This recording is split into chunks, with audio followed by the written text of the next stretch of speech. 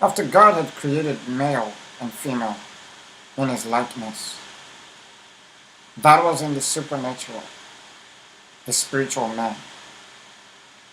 He moved on to chapter 2 and took it a step further because he needed to function on earth where he created everything. He needed to function using man in the natural. So then he goes on to chapter 2 and creates male first and gives him instructions. This is why yesterday I was saying to you, we have lost our place of operation. We are no longer in our office of operation. Let's read Genesis chapter 15 right to the end and hear what God says about this. Then the Lord God took the man and put him in the garden of Eden to tend and keep it. And the Lord God commanded the man, saying, of every tree of the garden you may freely eat, but of the tree of the knowledge of good and evil you shall not eat. For in the day that you eat of it, you shall surely die. And the Lord God said, it is not good that man should be alone. I will make him a helper comparable to him. Out of the ground the Lord God formed every beast of the field and every bird of the air and brought them to Adam to see what he would call them. And whatever Adam called each living creature, that was its name. So Adam gave names to all cattle, to the birds of the air, and to every beast of the field. But for Adam there was not found a helper comparable to him. And the Lord God caused a deep sleep to fall on Adam, and he slept. And he took one of his ribs and closed up the flesh in its place. Then the ribs which the Lord God had taken from man, he made into a woman, and he brought her to the man. And Adam said, this is now my bone of my bones, and the flesh of my flesh.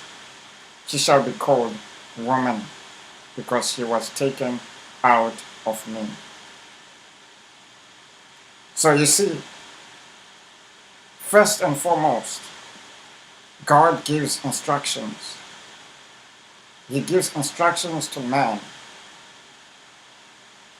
before he can bring him a companion. This is your place of operation. That's your office. Yes, guys. We have abandoned our place of office.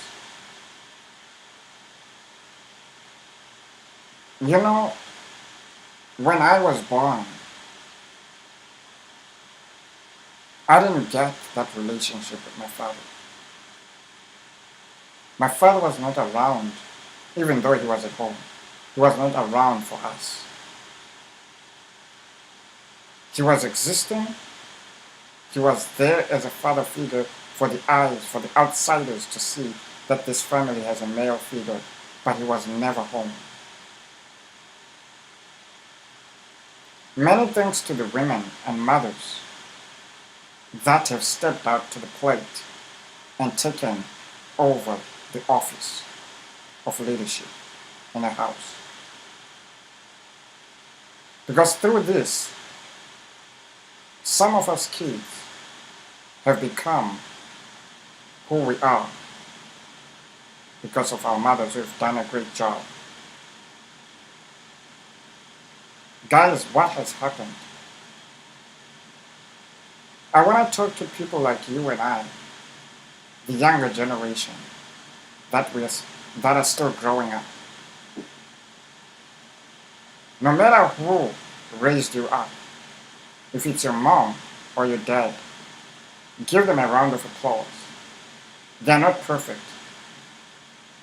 If your dad was never around, such as mine, remember one thing. Whatever qualities you have, or whatever lessons you learned from your mom. It is part of the package. What you are missing, and that you should make a choice, is to become a man. A man that every woman will look up to and want to be with in a relationship. That's what we're missing. You have a choice to make that decision as to what kind of a life you want to live. Let's not blame it on our parents. Yes, guys, we are making the biggest mistake because we're not operating in our place of office. When I grew up, I didn't know what it is to be a man. I only understood the character and the place of a woman. To be a companion, to know how to love, care, embrace, patience. Those are the qualities and those are the places. Submission, which I will be talking about when I'm talking about the place of operation in the topic about women. But right now, guys, this is what I learned from my mom. Patience, compassion, understanding women. I don't fully understand women, but I have learned a lot from people around me, women around me, because I never had a dad that taught me how to become a man, that taught me how to become a loving, caring, embracing man that takes care of his wife. I had to learn this by myself. I had to learn this by making the choice of the kind of life I want to live. I didn't want to live like my dad, and I don't want to live like my father. There's certain characters about my father that I like, that I've chosen to take with me. He was a people person. It's not everything. And mind you, your father is not bad. He's not an evil man. It's just because he's made wrong choices and abandoned his place of operation. If you would like to hear more of my story about my dad or my life, I would invite you to go and go on my website, go on Amazon.com, and type on Amazon The Heart of a Woman. There you're gonna find this book right here.